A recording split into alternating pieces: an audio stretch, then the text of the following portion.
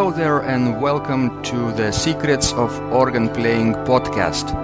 I'm your host, Vidas Pinkevičius.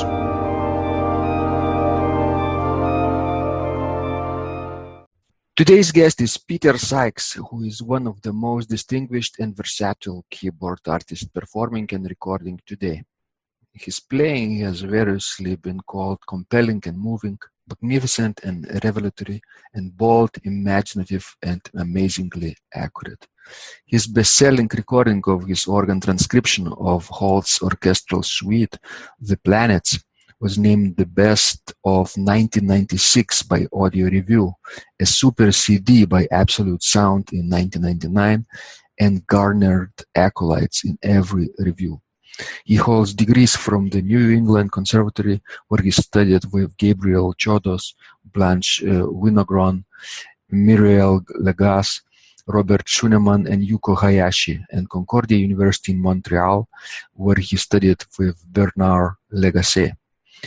In demand as a teacher and mentor of inspiring professional performers, he is Associate Professor of Music and Chair of the Historical Performance Department at Boston University.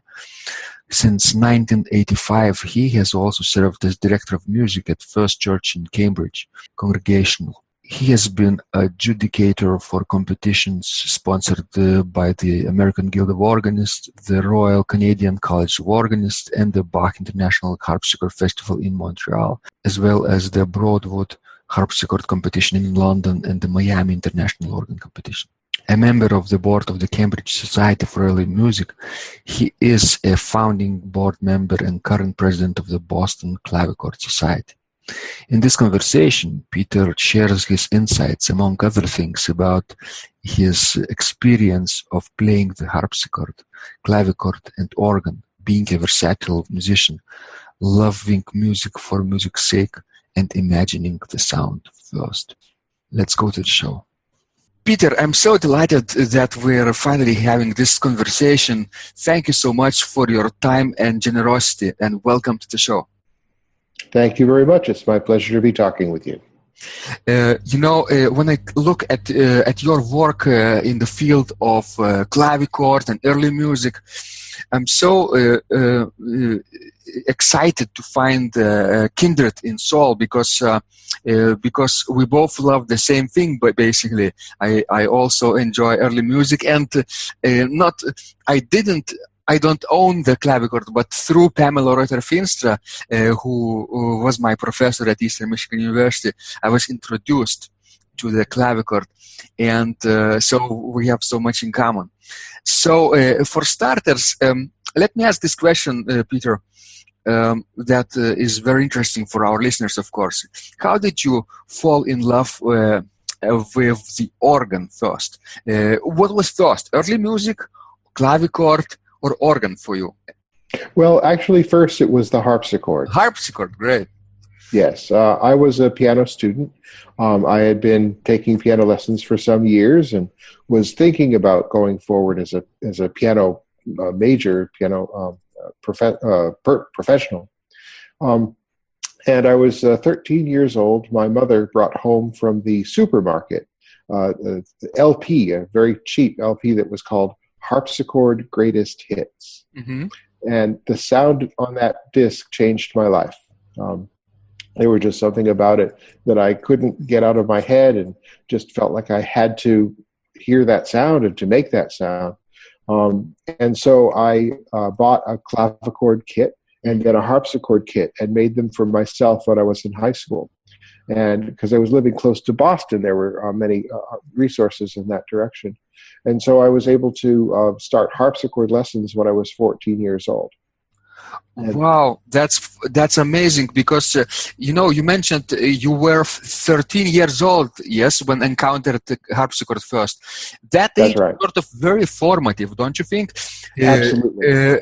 with our guests on this podcast, I sort of remember this age of 13. Something really happens between 12 and 13 or 15 years old when somebody really either introduced to the instrument, in this case organ, sometimes in your case the harpsichord, either the recording was being bought or some wise person takes this teenager, right, to the organ loft.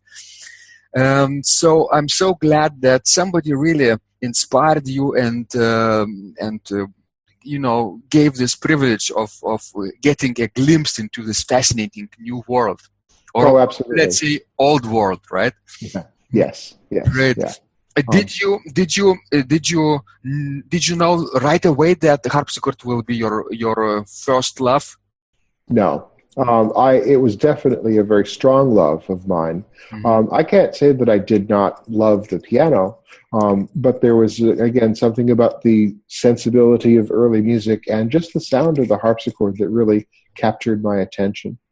And I felt very strongly that I wanted to do that, but my parents thought that was impractical, and so I entered the New England Conservatory as a piano major. But all the time I was also taking harpsichord and then organ lessons as well. And then it didn't take long for me to realize that my heart was not in the piano. Mm-hmm. And so I changed. I finished off my degree early in order to be able to continue as an organ major for my master's degree. But then also at the same time, I was taking harpsichord lessons and playing the harpsichord very much as well. Mm-hmm. Did you have any other interest besides music at that time? Oh, no, absolutely not. Mm-hmm. It was all music all the time. Sometimes people love, sports right at that age. Sometimes they're into building things, like something building with their hands. I remember Gene Bedian, the organ builder, who was a very good friend of mine and mentor, told the story that he built things with his hand and was very interested in how things worked. So it's not no accident that he ended up in building instruments, right? Right. Well, I was making those harpsichord kits, and I did discover that I enjoyed that process as well. And so I was once I made my first harpsichord and my first clavichord, I didn't stop there. Mm-hmm. I made a virginal for myself. I made another harpsichord, another harpsichord, another harpsichord, and worked as a harpsichord builder actually after I graduated for another 10 years. So I did have a very strong interest in building harpsichords and maintaining them, fooling around with them, fixing them. Mm-hmm. Yeah.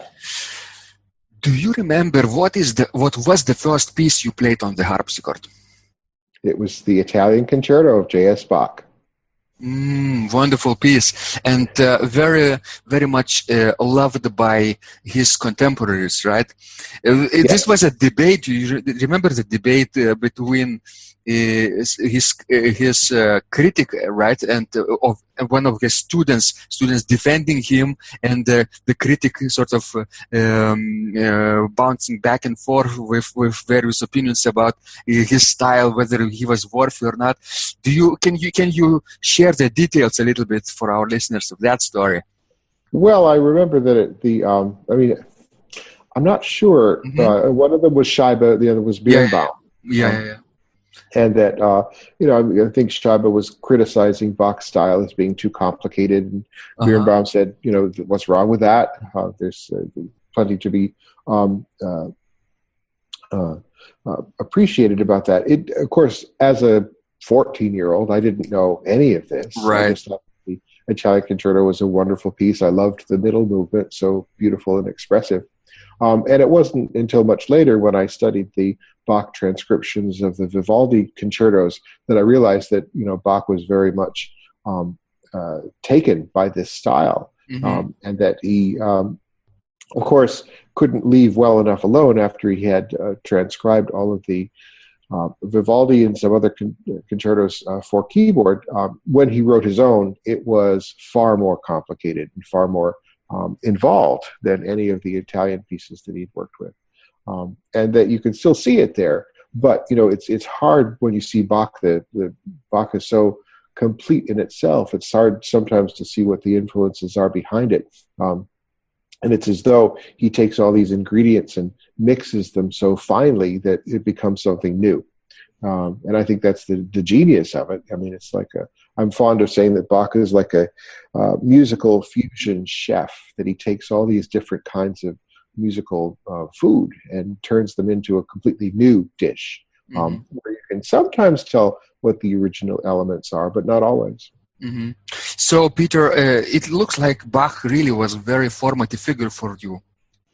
Am I Absolutely. Right? Absolutely. Yeah. I think that certainly I was very much, when I played the piano, I loved Mozart and Haydn. As an early piano student, I didn't like Bach very much because it was so hard, and it sounded so simple when you finally learned it, but it was so difficult to play initially. But with a little more maturity, I realized that the hard work was worth it. And of course, Bach also played all kinds of keyboard instruments, right? Just like That's you. true. Just like That's true. That's true. And one instrument complemented each other, right? The clavichord, harpsichord, and harpsichord organ, and vice versa.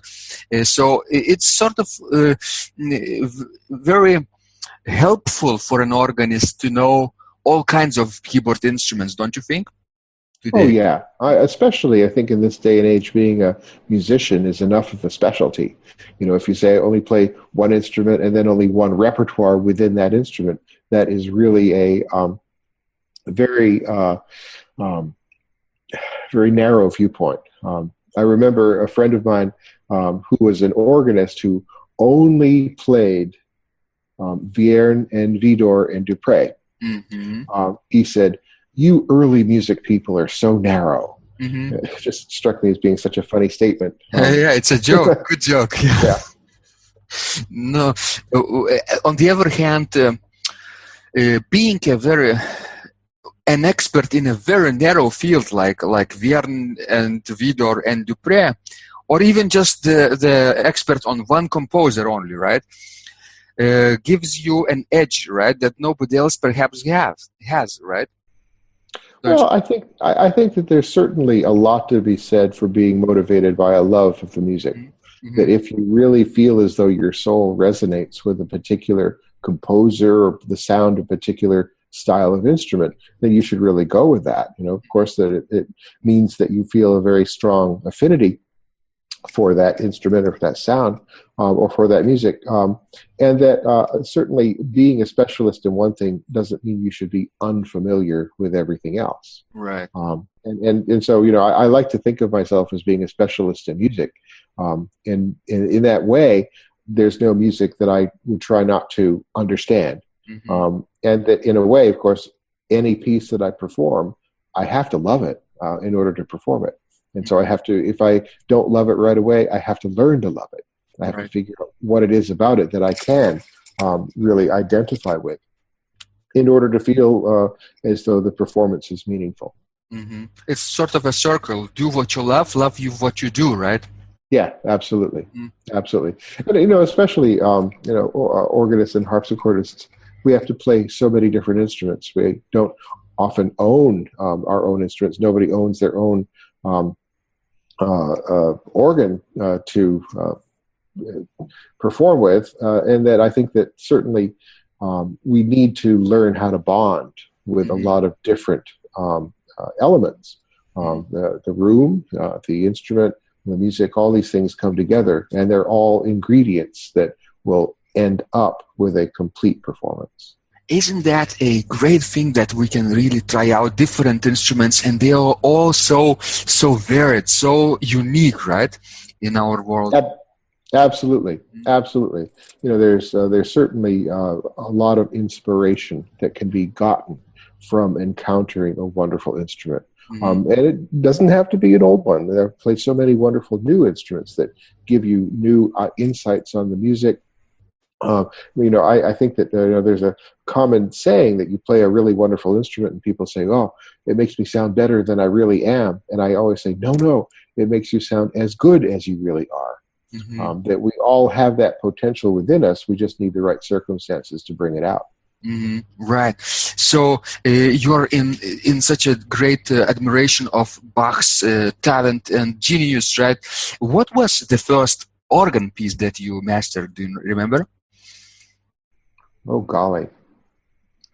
I started to play the organ when I was 16, and I had a very good, strict teacher that gave me a good old-fashioned organ schooling, learning how to do finger substitution and legato and all these things and trio exercises from the very start, things that were really hard for me. I think actually one of the first organ pieces that I played was also a Bach piece. It was the G major fantasy. The pièce d'orgue, you mean? Pièce d'orgue, yeah, that one. That's not very easy piece, right? Although you had a great piano background and the harpsichord background, right? So, yes. So you probably were prepared for that piece. Well, the key to it is that the pedal part is not hard. It doesn't have a very fast-moving or involved pedal part. So that meant that it was a piece that and you're right. I mean, there are certain pieces. When I first learned the Rodke Sonata, I found it very easy because it was a piece that has a very developed manual part, but the pedal part's kind of rudimentary. You can tell that it's a pianist that wrote that. Right. And a piece of Reger, on the other hand, is very different, where all the parts are very involved and moving together. That those things are definitely that was much harder for me when I started. And do you remember the first organ that you tried out? Of course, you had experience with different clavichords or harpsichords beforehand, right? What was the first organ for you? The first organ, this is, again, I'm very lucky. It was before I knew anything about anything. My piano teacher, when I was 7, 8, 9 years old, was an organist in a church. And this was on Cape Cod in Massachusetts. And she thought I'd be interested in trying this organ. It was an English organ made in 1762 by John Snetzler in the Congregational Church of South Dennis, Massachusetts. One manual organ had tiny little pedals like a French organ, just pulled down through the bottom octave. And it was a real, Baroque organ. It had been restored in the 60s by Charles Fisk, and I remember thinking that it was very strange. I couldn't get used to the touch because it had a pluck, being a tracker organ. And the piano action is so smooth by comparison.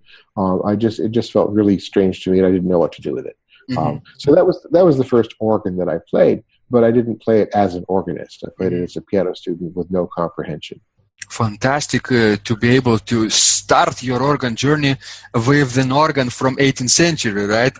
Yes, even indeed. Though you didn't know the significance of that instrument, right? Precisely. We have to mention that in America there are not too many instruments from the 18th century, right? No. One of them being at Cape Cod, of course, but it's like right from the Tannenberg's era. Of course, Tannenberg was German, right? And that tradition that you mentioned is English. It's completely from another European perspective, right? Continental and English, right? Right.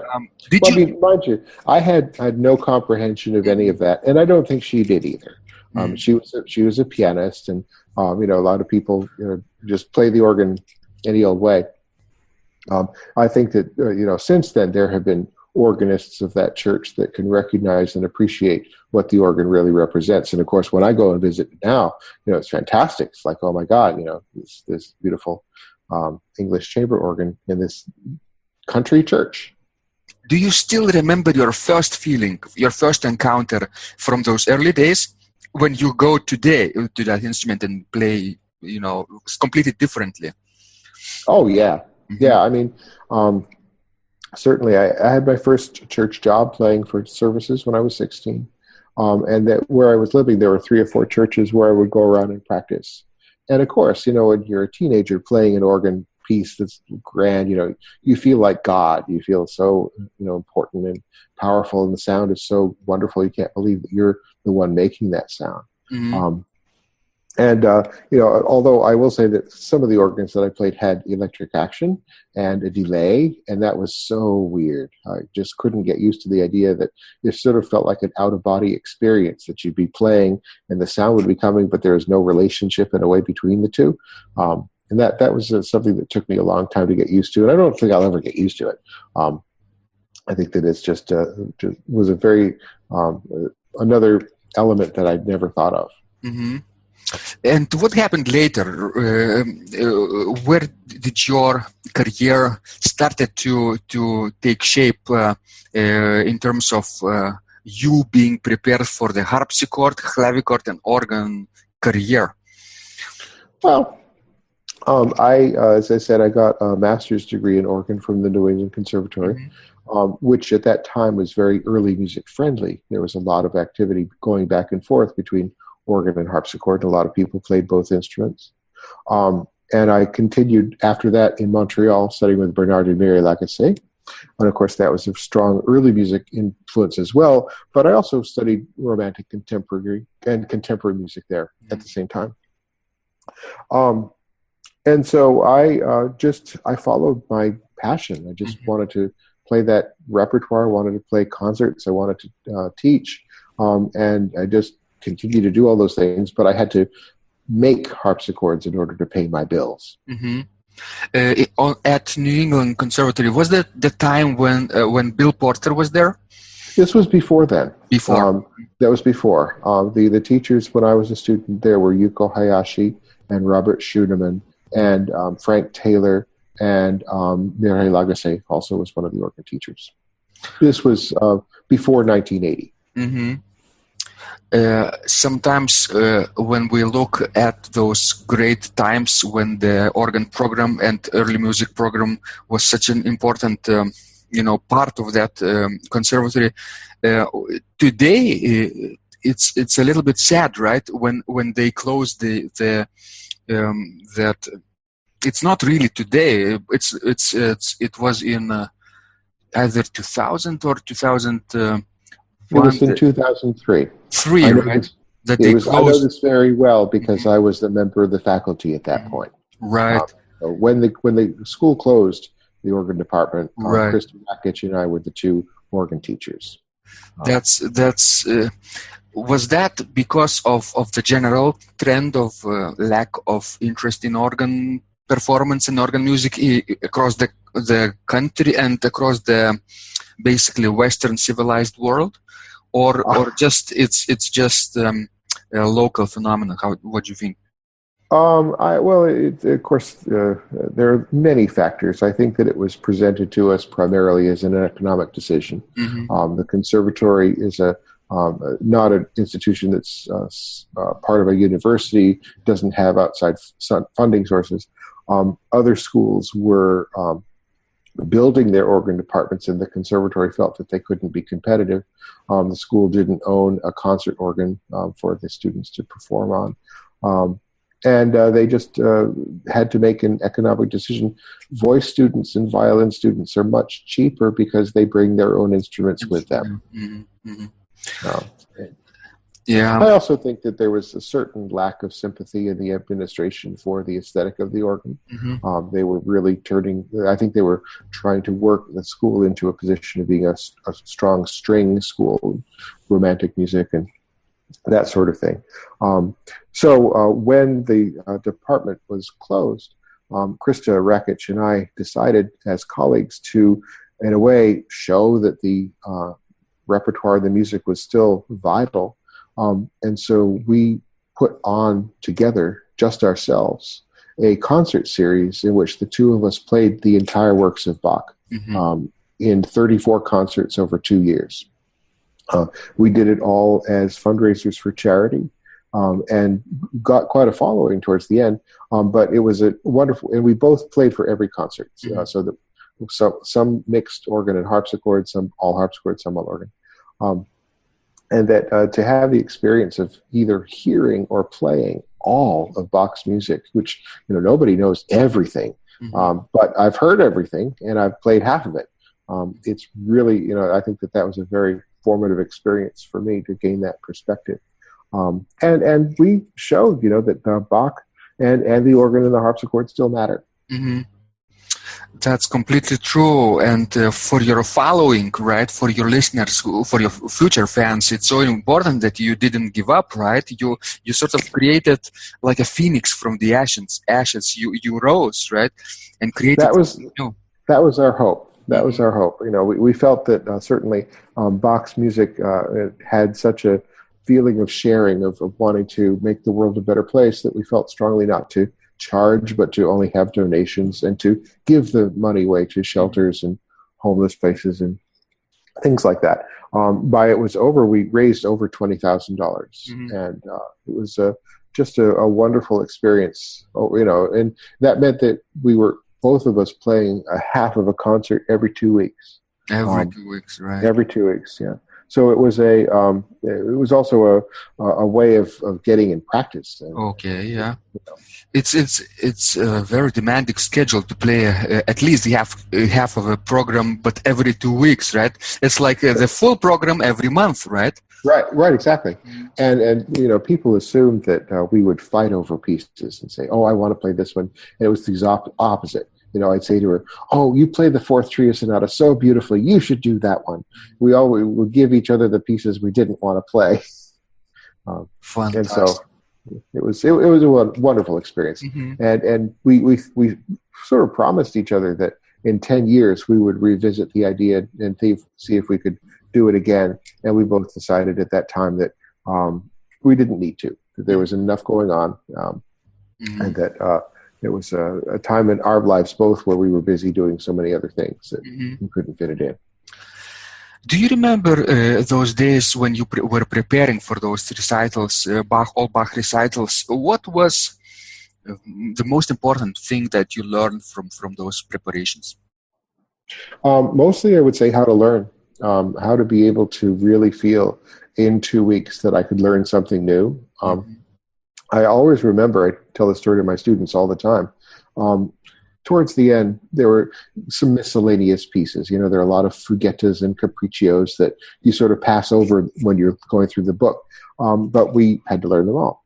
So there was this capriccio, I think, that was 3 pages long.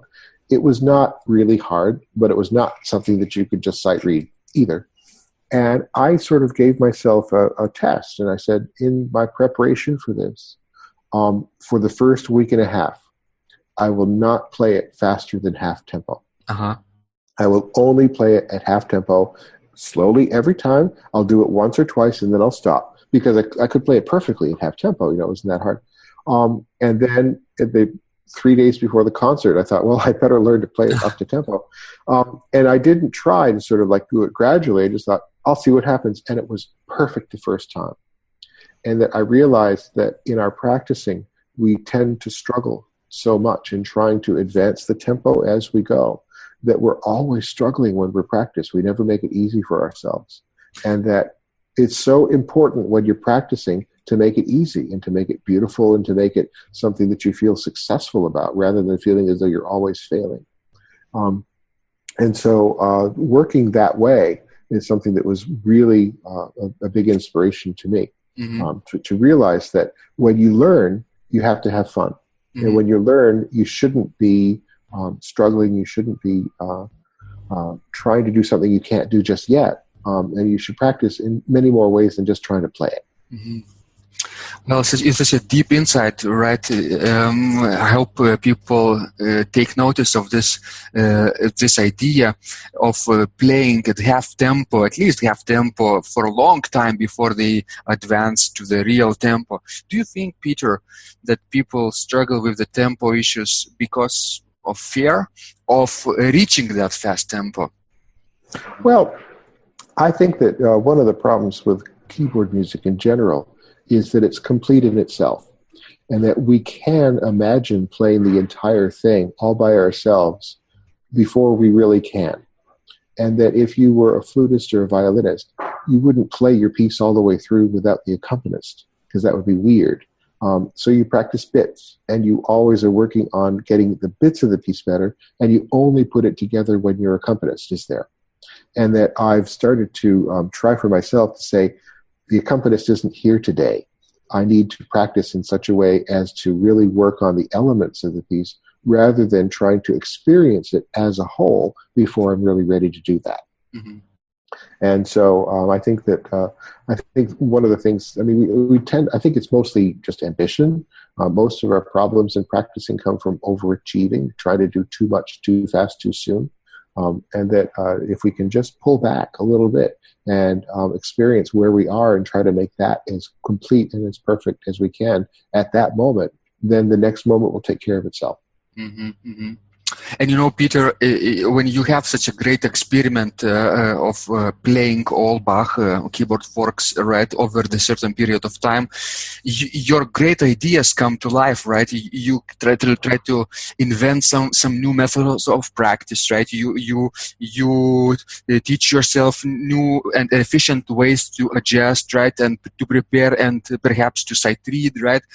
I also remember myself preparing for the entire recital, sitting here at home at my summer cottage. You know, we have just piano here, but intentionally I didn't use the piano. I only used the table.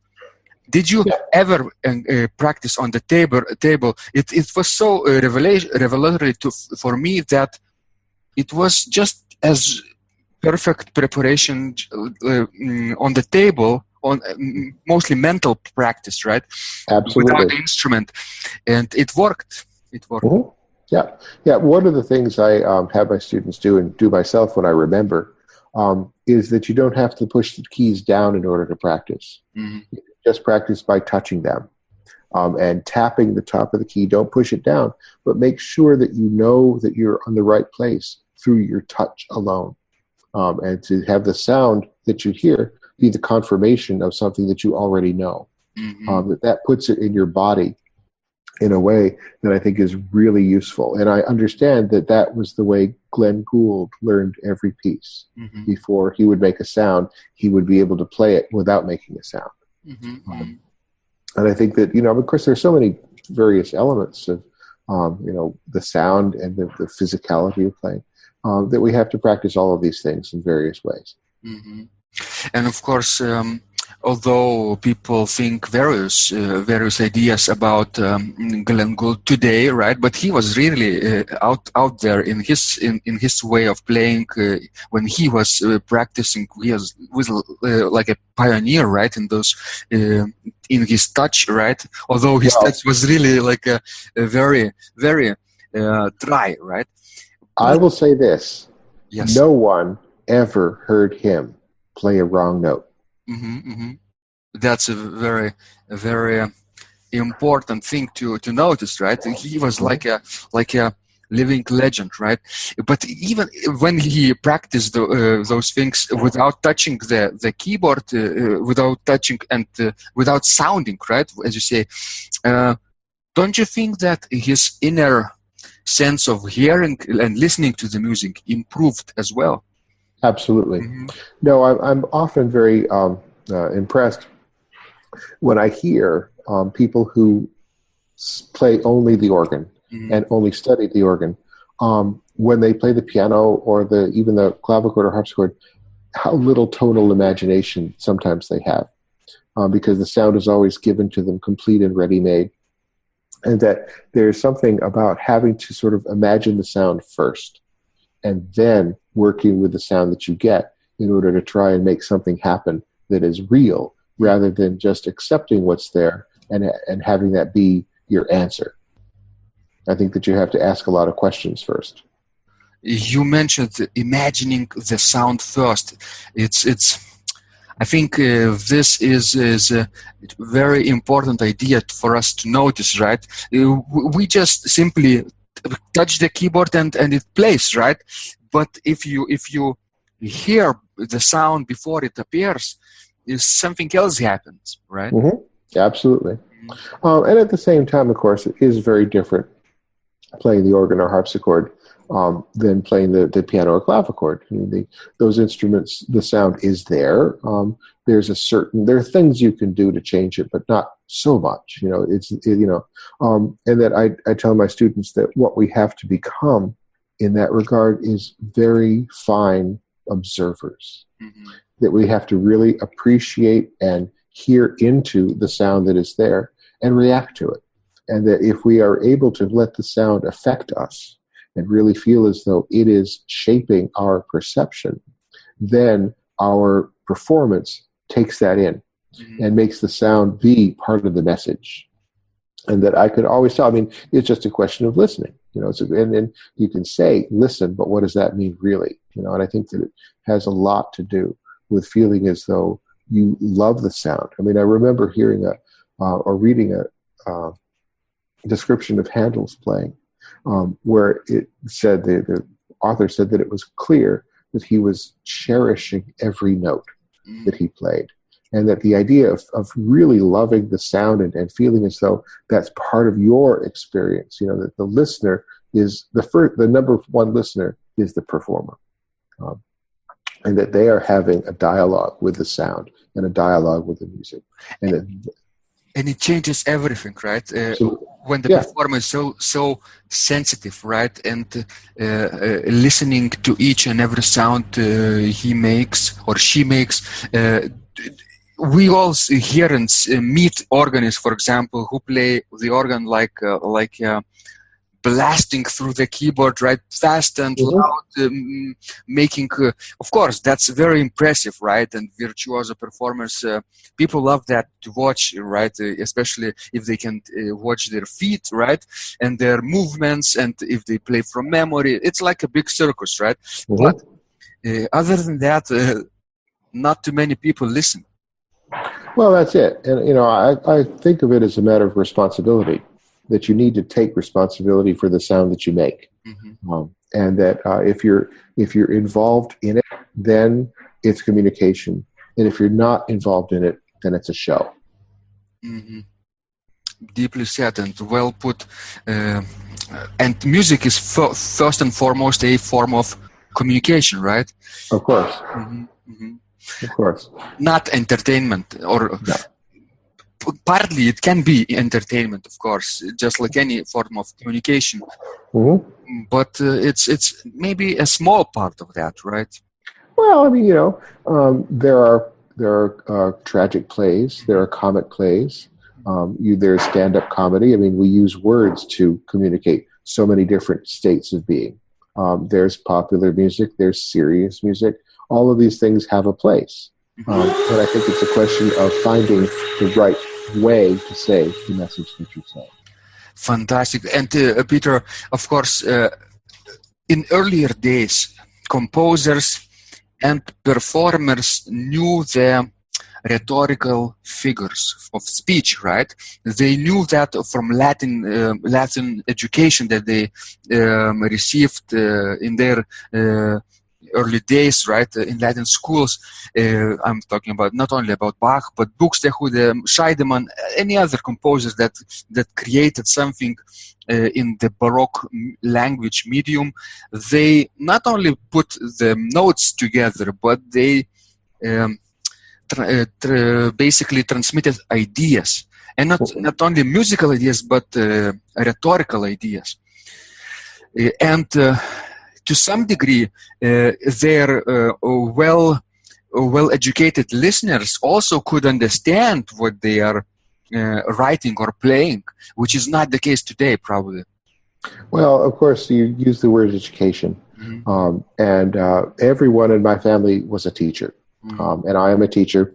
I use the way of music of teaching. And of course, it's a very fashionable thing to cry about the state of education today.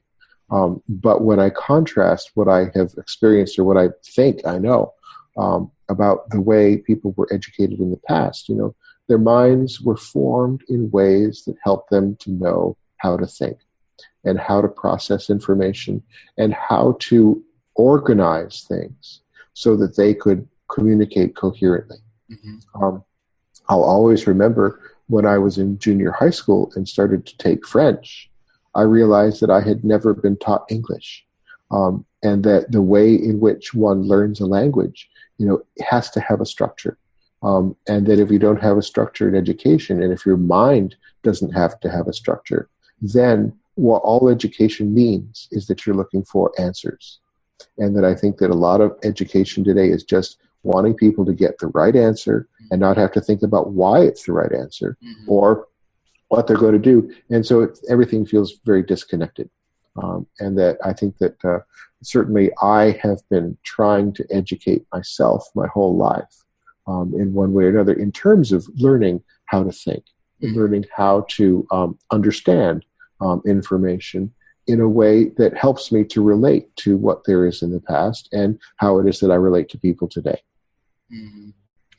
The running joke in today education circles is this: I won't let education. I won't let the school interfere with my education.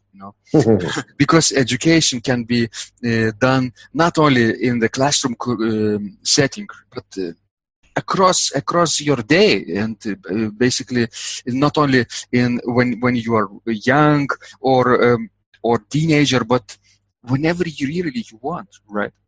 Well, there's sometimes around here there's a bumper sticker you see in the back of a car that says it's never too late to have a happy childhood. And I would say it's never too late to go back to first grade. It's never too late to learn something new. It's never too late to feel as though you need to expand your mind. And that I think that, the way in which we approach children today is the most important thing in the world. Mm-hmm. I think the students have to, we have to teach students in a different way so that they won't ask questions such as, will this be on the test? Exactly. It's a dreadful question that any teacher can receive, right? Because if it's on the test, yes, our mind is on. But if it's not, forget it, right? It's not important. Sometimes I answer that question by saying, yes, it is going to be on the test of life. True. Well, and then how the students respond to this? Oh, they don't understand. They don't. I think I'm just being joking. Yeah. But once in a while, you still meet intelligent enough students to have a meaningful conversation and sort of in a deep way, right? So once in a while, they can get your joke too. Oh, absolutely. No, there are many people that I've worked with along the years that I think of as being my spiritual children. People that I've really connected with on a very deep level, intellectually and musically, and that certainly that's one of the most rewarding experiences a person can have, is to feel kinship, to feel understood, to feel as though you've helped someone understand themselves. Have you ever played a concert specifically for children? Probably. I don't really remember, and not recently. Yeah. It's so different, right, than the adult audience, right? Because adults are sort of stiff and dry and normal, right? But kids are always curious. They will come to you. They will ask fantastic questions that you even can't answer on the spot sometimes, right? Oh yeah, and they're totally honest. They are honest, yeah. They do. So when people complain about the deteriorating state of the organ art in the Western society, I try to be a little bit positive about that and say, why don't you, not about you, Peter, but about that person, why don't you or we take initiative and introduce the organ, or in your case, a clavichord, harpsichord, right, to the younger audience, connect with music teachers and schools and say, how about you coming, guys, to our church, and I will demonstrate the organ live for you, right? And take instrument, open the panels, we'll fix some ciphers and blow some pipes, and you kids can even touch the organ with your hands and feet. So that's very, very positive attitude. Sometimes gives results in a way that people sometimes come up to me and say, "Oh, sir, how can I learn to practice the organ? Who can I contact? Where, is the possibility to enter this career?" Right? Right. Well, I play at a church, and there are a number of families that sit very close to the organ console just for that reason, that their children are fascinated, and they come up every Sunday after the service, and I play for them a little bit, and I let them play sometimes. That these are the this is the way you get them. This is the way that they are able to really feel like it's something that they could be part of. And there is a tendency to think that kids are only interested in electronics and iPads and iPhones and gadgets and Pokemon Go and these things, right? But it's not always true, right? Sometimes real music making is so inspiring and transforming for them too. I remember talking to Wayne Leopold recently on this podcast, and he has, his long... He has a tremendous mission. Tremendous missions, not only to edit and publish music, but in his church, he has organist assistant program, which means that he invites kids from the church to push pistons and turn pages for the organist and see the action up close. That's also very, very inspiring for young kids, I think. Yeah. So sometimes I think, and it doesn't need any funds, any resources, right? No money, additional finances, right? It just takes a little bit thinking about the problem in a different way, about the problem not as a challenge and a problem, but as an opportunity, right? Absolutely. Yeah. So, Peter, what are you challenged by now? What are you practicing, and what is your project today, your current project? Well, I have some concerts coming up, and I'm starting to practice for them, at the end of the summer to get ready for the winter kind of things. I have a few recording projects that I'm thinking about, nothing set yet, but some things that I'd like to do. And I'm trying to always stay ahead of my students to try and learn new things. I'm becoming more and more interested in improvisation. I've been doing more research in that regard and doing little seminars and using it in my own work, both as a continuo player and as a church musician. I think that certainly there are a lot of very wonderful young new players. The level of music making, the level of instrument building, I don't think it's ever been higher. And I think that the understanding and the sophistication and the awareness and the knowledge is so wonderful right now that it's a very great time to be an organist. It's a great time to be a harpsichordist because everybody gets it. The people that are in the field are very aware. And I don't think that they're not fighting with each other so much anymore, and that it's wonderful to see such collegiality and such wonderful level of music making. Well, tremendous importance of music making today, and many opportunities to do that, right? Many more than maybe 30 or 50 years ago, right? In today's world, especially in early music field.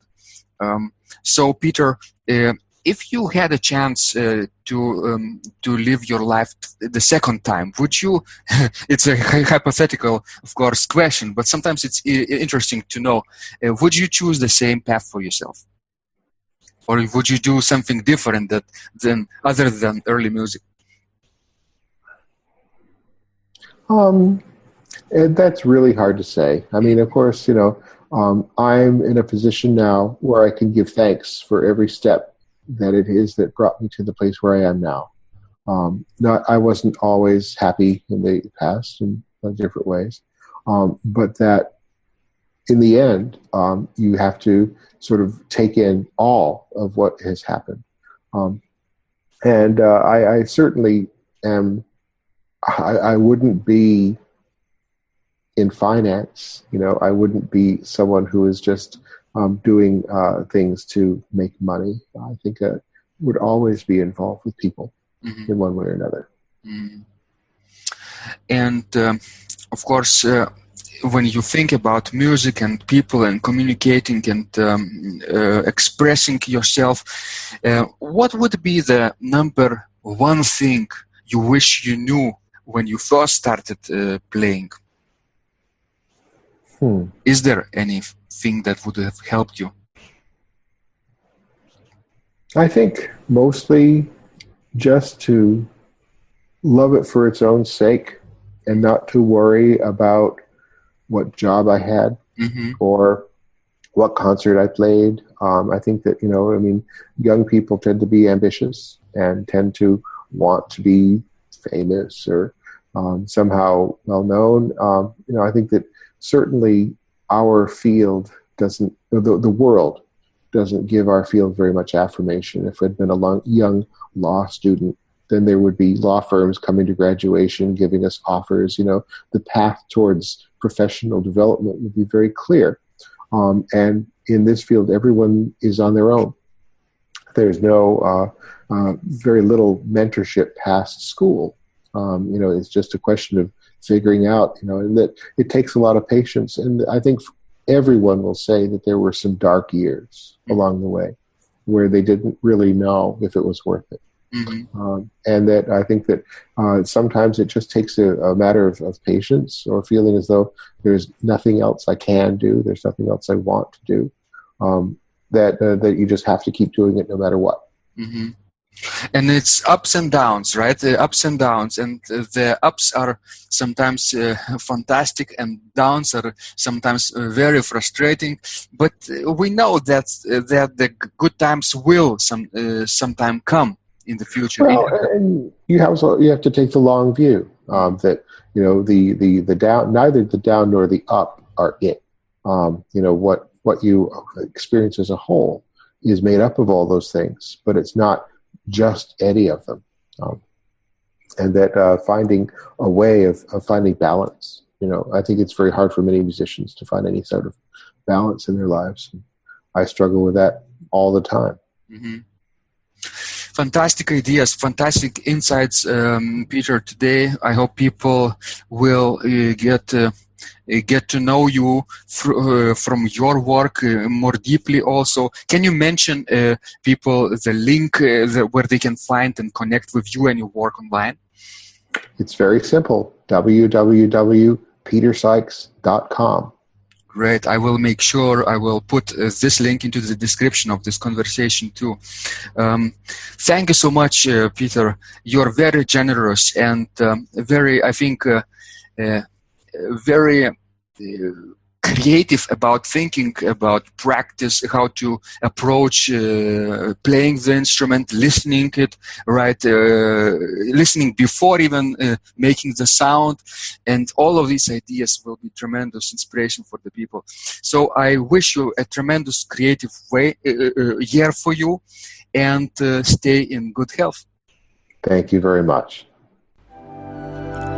If you liked this conversation, I encourage you to visit my blog, Secrets of Organ Playing, at organduo.lt, where you will find lots of insights, practical advice, and training for every area of organ playing.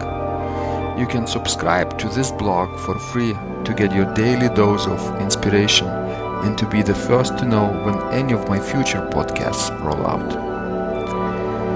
I hope to help you reach your dreams in organ playing. I'm Vidas Pinkevičius. Thanks for listening, and I'll catch you online really soon.